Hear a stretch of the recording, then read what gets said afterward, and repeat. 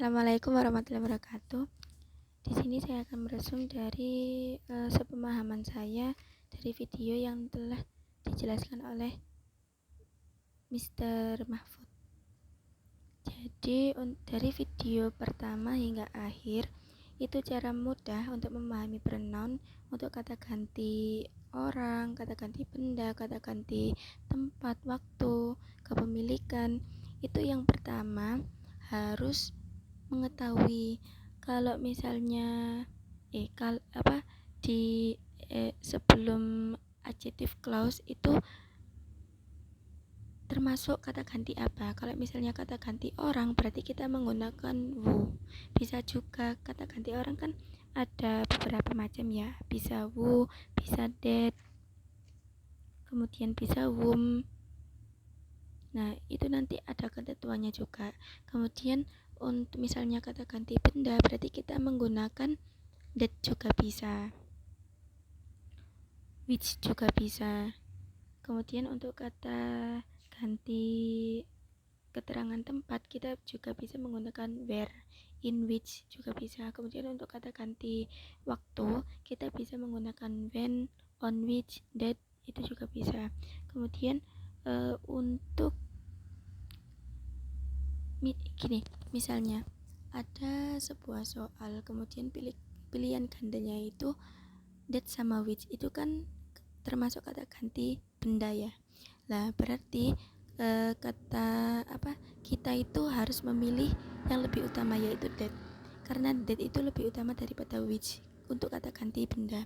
Tapi kalau misalnya kata ganti orang itu kita pilihnya yang who, karena who sama that itu lebih utama who untuk kata ganti orang gitu. Kemudian untuk perbedaan penggunaan whose dan whom. Kalau misalnya whose itu setelah adjective clause itu diikuti sama objek atau adjektif atau adverb. Kemudian untuk whom itu tidak ada objek. Seperti itu untuk membedakannya.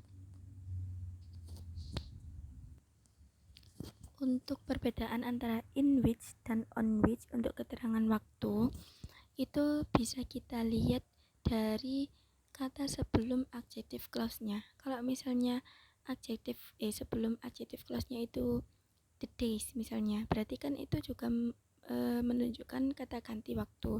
Nah itu berarti kita menggunakan yang on which, karena untuk yang in which itu kata ganti waktu yang menunjukkan tahun. Jadi misalnya 1985 apa gitu ya, pokoknya ada tahunnya, berarti kita menggunakan in which gitu untuk kata ganti waktu. Kalau misalnya ada pilihan simbol 0 dalam adjective clause berarti kita bisa menggunakan itu, karena arti dari simbol 0 itu bisa tidak menggunakan adjective clause yang tertera dalam pilihan tersebut. Kemudian untuk which plus klausa plus in, jadi ini itu untuk kata ganti keterangan tempat. Jadi misalnya nanti ada sebuah soal, kita harus memahami terlebih dahulu soal tersebut itu bentuknya gimana. Jadi misalnya kata ganti keterangan tempat bukan berarti misalnya jawabannya ada where kemudian ada which plus klausa plus in.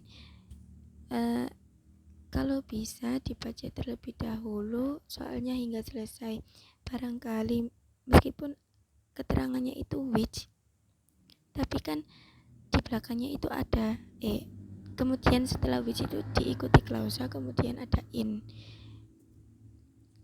karena itu adalah soal yang menjebak.